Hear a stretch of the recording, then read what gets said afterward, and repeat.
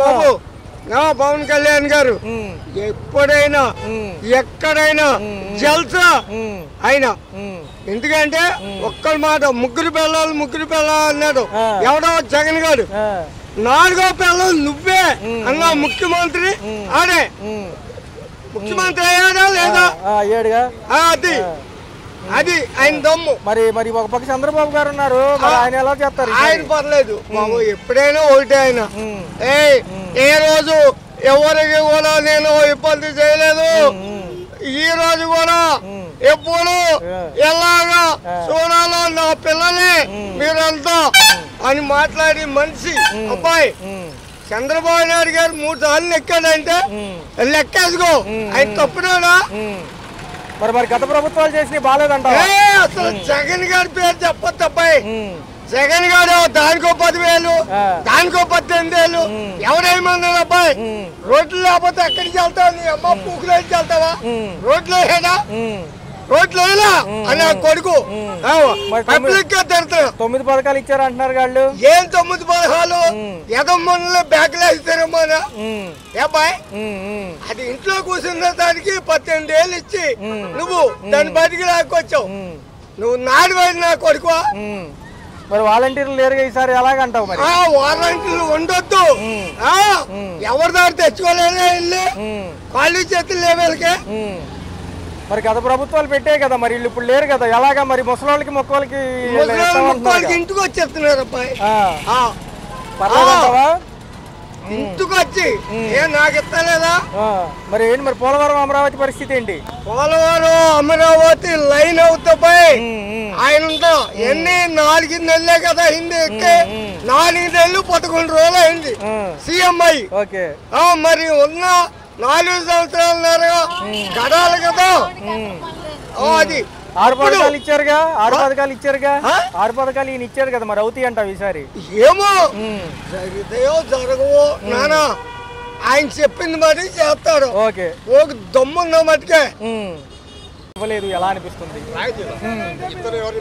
Okay, ప్రజలకి ఎవరికి రాయితీలు ఇవ్వలేదు సార్ అసలు. ఎవరో చెప్పలేదు. Okay okay sir. చూసుకుంటే నిన్న ఖచ్చితంగా చెప్పారు సార్, జమిలీ ఎన్నికలు 2027 వచ్చినప్పటికీ 2029కే సార్వత్రిక ఎన్నికలు అంటున్నారు. ఏదన్నా ఎలక్షన్ స్ట్రాటజీ అంటారు. ఒక పక్క జగన్ గారు వస్తామంటున్నారు ఒకవేళ గెలిస్తే. మళ్ళీ అనుమానం అక్కర్లేదు, జిల్లా ఓటు ఏక తప్పదు, మోసపోయిన ఓటు ఏక తప్పదు. ఇలాంటి చెత్త సన్యాసులు ఉన్నారుగా, ఇలాంటి అలాగే ఉంటుంది సార్. సంక్షేమానికి ఇంతవరకు 80%ని 40%కి కుదిస్తామని సగముఖంగా ఈయనే చెప్పారు. మరి పేద ప్రజలు నమ్మే అవకాశం ఉందా ఈసారి? సంక్షేమానికి సంబంధించిన నిధులు కానివ్వండి, ఇంతకు ముందు ఇచ్చిన సంక్షేమం అంటే 40% ఇస్తారంట ఈసారి. ఇంతకు ముందు 80% కదా, 5 ఏళ్ళలో ఆయన ఇచ్చింది. సో అది కూడా తగ్గించేస్తామంటున్నారు. మరి ఎలా ఇస్తారు ఇంత బడ్జెట్లో? డబుల్ చెప్పారు కదా. అసలు ఇవ్వాలని మళ్ళీ ఇంకోటి సార్, రాష్ట్రానికి సంబంధించి రోడ్లు ఉంటాయి కదా, కేంద్ర ప్రభుత్వం ఇచ్చేవి కాకుండా ఏదైతే జాతీయ రహదారులు కాకుండా ఇక్కడ కూడా టోల్ గేట్లు పెడతామంటున్నారు. ఎలా చూడాలి? అంటే కట్టాల్సిందేనంటారు ఈసారి. మళ్ళీ ఇది ఒక అడిషనల్ భారం అంటారా?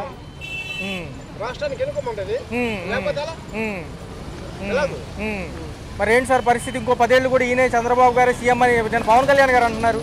ఇంకో 10 ఏళ్ళు కూడా నిజమేనా? ఆయనే అవ్వాలండి. దేశాన్ని మద్దబడి పోవాలంటే, దేశం సర్వనాశనం పోవాలంటే పవన్ కళ్యాణ్. మరి షర్మిల గారికి జగన్ గారికి ఆ విషయంలో 300 కోట్లు లంచం అంటున్నారు. అదానికి సంబంధించిన కంపెనీలు 300 కోట్లు లంచం ఇచ్చాయి, అమెరికాలో కేసు ఫైల్ అయింది అంటున్నారు. ఎలా చూడాలి? ఎవరు పూర్తి చేయాలి? సిబిఐ చేయాలి, ఈడీ చేయాలి, వాళ్ళు చేయాలి.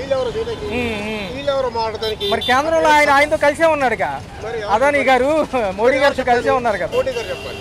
ఈడీ పంపుతున్న మాట మాటికి ఓటే మరి తిరుగుతుంటే ఈడీ లోపల ఉంటే ఈడీ వాళ్ళని ఈడీ అన్నాడుగా.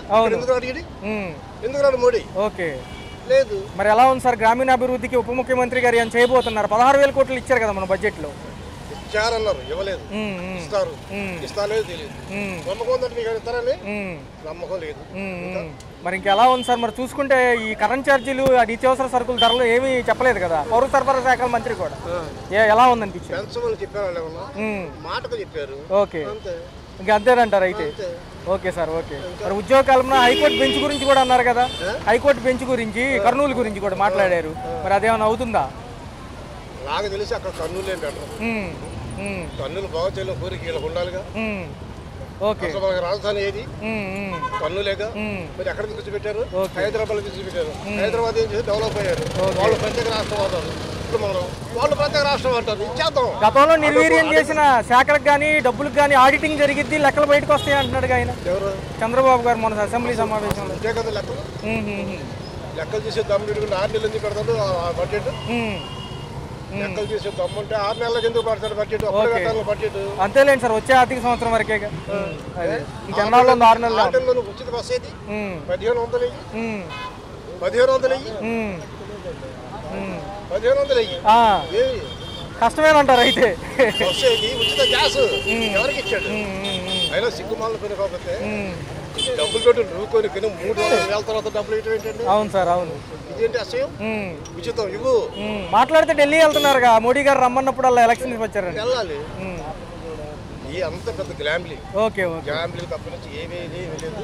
వాళ్ళు వస్తారు బాగుంటుంది. గ్లాంబ్లింగ్ రాష్ట్రం గ్లాంబ్లింగ్ జరుగుతుంది. చెత్త సన్యాసి చెత్త మాటలు మాడుతూ ఉంటారు.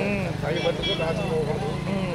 రైతు సమావేశాలు ముగిశాయి సార్, ఎలా అనిపిస్తుంది? ఏ రాయితీలు ప్రకటించలేదు. 10 రోజుల సమావేశాలు వాళ్ళ మీద వీళ్ళ మీద వాళ్ళు చేసుకున్నారు. ఎలా అనిపిస్తుంది సార్? ఏమంటే ఒకళ్ళ మీద ఒకళ్ళు చెప్పుకోవడమే కానీ ఇంతవరకు ఏ ప్రయోజనం ఏమీ లేదు. ఓకే, జగన్ మీద అదాని, అదాని మీద జగన్, ఇలాగే పోస్ట్ పోన్ చేసుకుంటున్నారు. ఓకే, అసలు విషయం చెప్పాలి, పథకాల గురించి ఏంటంటే అన్నది ప్రకటించాలి. ఈ ఫ్రీ బస్ అన్నారు మహిళలకి, ఇంతవరకు ఏ విధమైన ప్రకటించలేదు. తొందరగా ప్రకటించాలి. తర్వాత ఈ ట్రూ ఆఫ్ చార్జెస్ ఎలక్ట్రిసిటీ అది కూడా తొందరలో గవర్నమెంట్ ఖాతాలు వేసుకోవాలి, ప్రజల మీద భారం లేకుండా. అదండి సార్. చూసుకున్నట్లయితే గ్రామీణకు సంబంధించిన రోడ్లకు కూడా టోల్ గేట్లు అంటున్నారు. అసలు ఏంటి వ్యవస్థ ఎలా వెళ్ళబోతుంది? గతంలో సీసీ రోడ్లు వేసిన కేంద్రమే కదా. మొత్తం అంతా రోడ్లు అనగానే కేంద్ర ప్రభుత్వమే, సెంట్రల్ గవర్నమెంట్. కానీ అది మరి టోల్ గేట్లు అన్నది మాత్రం అన్యాయం.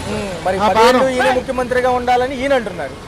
ఎవరో ఉప ముఖ్యమంత్రి గారు నిన్న సమావేశం ముగిసే సమయంలో 10 సంవత్సరాలు మళ్ళీ చంద్రబాబు నాయుడు గారు అని ముఖ్యమంత్రి కళ్యాణ్ గారు అన్నారు. అది మాకు ఇలాగ డెవలప్మెంట్ చేస్తుంటే మాకు 10 ఏళ్ళు కాదు 15 ఏళ్ళు కూడా ఆయనే ఉంటారని మా ఆకాంక్ష. జగన్మోహన్ రెడ్డి గారి పైన అదానికి సంబంధించిన కేసు అమెరికాలో రిజిస్టర్ అయిందంటున్నారు. ఈ 300 కోట్ల లంచం అంటున్నారు. పైన కేంద్రం వాళ్ళు బాగానే ఉన్నారు కదా సార్, చేద్దామని చూస్తున్నారు. కానీ పార్టీలకి అవసరమైనప్పుడు ఫండ్ ఇచ్చేది వాళ్ళే.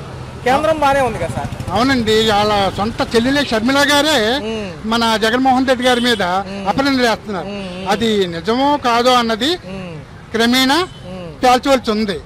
అది ఇంతట్లో ఏమీ తేలదు. పబ్లిసిటీ మాత్రం ఉంది. బడ్జెట్ సమావేశాలు ముగిసిపోయాయి. ఒక పక్క రాయితీలు ఏం ప్రకటించలేదు, ఏమీ లేదు. ఏది పౌర సరఫరా శాఖ మంత్రి కూడా ఏం మాట్లాడలేదు. ఎంతసేపు వీళ్ళ మీద వాళ్ళ మీద వీళ్ళ మీద చెప్పుకున్నారు. సభలు అయిపోయింది. మరి ఏంటి సార్ రేపు పార్లమెంట్ సమావేశాల్లో అన్న ఏమన్నా జరుగుతుందా? పార్లమెంట్ సమావేశంలో తొందరలో సమావేశం అవుతాయి. 25 వరకు ఉందండి పార్లమెంట్. అది తొందరలోనే అందులో మనకు కొన్ని రాయితీలు ప్రకటించవచ్చు. ఈ పక్క గృహాలు దానికి సంబంధించినవి. అది సరే, అంతవరకు కూడా ఏవి రౌండ్ ఫిగర్ చేసినా కేంద్రం ఇచ్చే వాటితో కలుపుకునే ఈ సమావేశంలో చెప్పారు తప్ప వీళ్ళు ఇండివిజువల్ గా ఇచ్చే లెక్కలన్నీ తారుమారు అయిపోయాయి. ఎందుకంటారు? వీళ్ళ తొందరలో మరి ప్రకటించాలి. అంత సెంట్రల్ మీదే ఆధారపడిపోయారు. అంతే ఖజానా నిల్లు, ఖజానాలో డబ్బు లేదు. దానికోసం తొందరలో మరి వీళ్ళు కూడా సెంట్రల్కి వెళ్ళి మోడీ గారిని అడిగి ఫండ్స్ తెచ్చుకోవాలి. తెచ్చుకుని వాళ్ళ రాయితీలు ఇవ్వాలని చూస్తున్నారు. వాలంటీర్లు సమ్మెబాటు పట్టడానికి సిద్ధంగా ఉన్నారు. క్రమంగా వాళ్ళు కూడా సమ్మెకు వెళ్తామంటున్నారు. ఎలా చూడాలి? ఏమండి, ఈవేళ పేపర్లు వేశారు వాలంటీర్లు.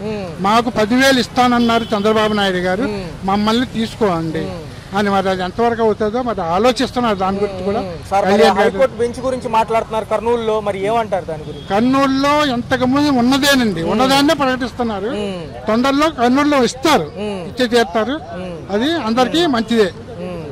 రాబోయే కాలంలో అభివృద్ధికి 4 ఏళ్లు పరిమితిగా పెట్టుకుని వెళ్తామంటున్నారు. కేంద్రం సపోర్ట్ ఉంది కాబట్టి ఈసారన్నా పోలవరం అమరావతి గట్టెక్కిద్దా? రావండి. ఏ అంటే అమరావతి, పి అంటే పోలవరం.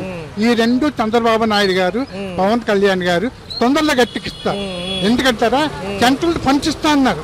ఆల్రెడీ ఫండ్స్ ఇస్తున్నారు. కొద్దిగా ఇచ్చారు 15,000 కోట్లు. అదొకటి ఈ మెట్రో తోటి ఇవన్నీ తొందరలో అవుతాయని మా ఆకాంక్ష. ఇక్కడ విజయవాడ రైల్వే కొత్త లైన్ కారిడార్ తో సహా విశాఖపట్నానికి అభివృద్ధితో కూడుకుని అత్యంత వ్యయంతో కూడుకున్న బడ్జెట్లు త్వరలో రాబోతున్నాయి అంటున్నారు. మరి ఇవన్నీ చూసుకున్నట్లయితే 20 లక్షల ఉద్యోగ కల్పన, ఒక పక్క డిఎస్సి నోటిఫికేషన్ సంబంధించి ఇంకా ప్రకటన రాలేదు. దాని గురించి ఏమంటారు? ఉపాధ్యాయులు 20 లక్షల ఉద్యోగాలు అంటే అంత తొందరగా రావు, మామూలు విషయం కాదు. మనకి పెద్ద పెద్ద కంపెనీలు ఇవ్వాలి, వాళ్ళకి రాయితీలు ఇవ్వాలి, ఇస్తే అప్పుడు మనకు తొందరలో టైం పడుతుంది. అందుకని వెయిట్ చేయాలి మనం. అది కూడా సార్ మరి మహారాష్ట్ర ఎన్నికల రిజల్ట్ ఈ రోజే ఎలా ఉండబోతుంది? ఏమండి, ఎగ్జిట్ పోల్స్ మాత్రం అంతా బీజేపీ మీదే చూపెడుతుంది.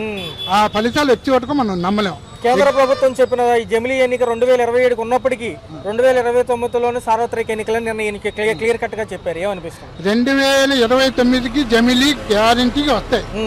మోడీ గారు చెప్పారంటే అది ఖచ్చితంగా పని అవుతుందని మా ఆకాంక్ష. జగన్మోహన్ రెడ్డి గారు కనుక నేను ఉండుంటే మొన్న ఈ అసెంబ్లీ సమావేశాల నిమిత్తం 4వ రోజు 5వ రోజు ప్రకటించారు. ఏదైతే ఉందో నేను ఈ పాటికి 2 పథకాలన్నా రిలీజ్ చేసేవాడిని అంటున్నారు. సంక్షేమానికి దూరంగా ఉన్నారు ప్రజలు. మరి ఈసారి ఏదన్నా అవసరం అయితే చెప్పడానికి వాలంటీర్లు కూడా లేదు. ఎలా సార్? జగన్మోహన్ రెడ్డి గారు దయచేసి మీరు అసెంబ్లీకి రావాలి. అసెంబ్లీకి రావాలంటే మైక్ ఇస్తలేదు అంటున్నారు. మీరు మైక్ తెచ్చుకోండి. మీరు ప్రజాప్రతినిధులు, మీరు వస్తేనే కదా ప్రజల గురించి న్యాయం చేసేది. దయచేసి మీరు రావాలని మా కోరిక. Right sir. ఇచ్చే గ్యాస్ సిలిండర్లు మహిళలకు అందుతున్నాయా? మొన్న దీపావళి నుంచి అన్నారు కదా, ఆ రోజు మరి మహిళలకి డబ్బుల కోసం 200 పెట్టి ఖాతాలు ఓపెన్ చేయించారు. పోస్ట్ ఆఫీస్ ఖాతాలు ఓపెన్ చేయించారు.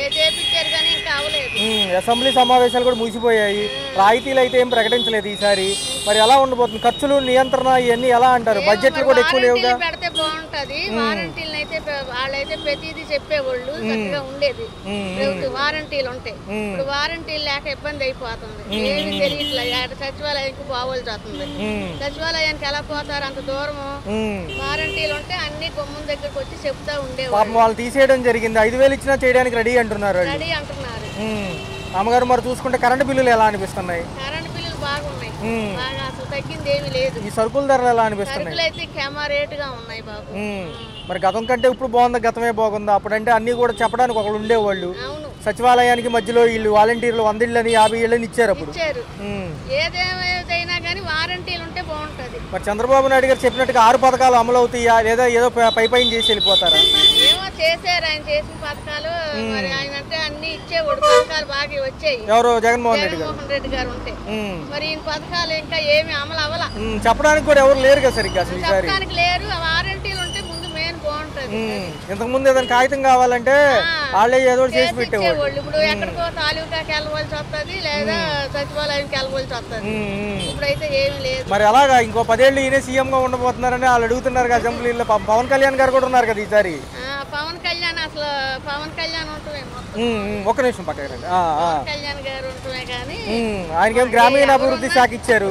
ఆడపిల్లలు ఎంతో మంది 5,000కైనా నమ్ముకొని ఉద్యోగాలు చేసుకుంటున్నారు. వాళ్ళు కడుపులు కొట్టినట్టు అయింది కదా. అవును, మరి వాళ్ళు రోడ్డు మీదకి వచ్చినట్టు. వాళ్ళకి పెట్టుకుంటే బాగుంటది అని నా ఉద్దేశం. మరి పాపం ఈ మహిళల పైన అగాయిత్యాలు, ఈ బ్లేడ్ బ్యాచీలు, గంజాయి బ్యాచీలు ఎక్కువైపోయినాయి అంటున్నారు. బాగా తగ్గాలి. మరి ఆడపిల్లలు బయట తిరుగుతున్నారు ఇప్పుడు ఎక్కువగా. మగవాళ్ళ కన్నా ఆడపిల్లలు బతుకు తెరుగు చేసుకోకపోతే లేదు. ప్రతి ఆడపిల్లలకి రక్షణ ఉండాలి. ఎలా ఉంటే బాగుంటది అంటారు? కొంచెం అరికడితే బాగుంటది కదా ఇవన్నీ.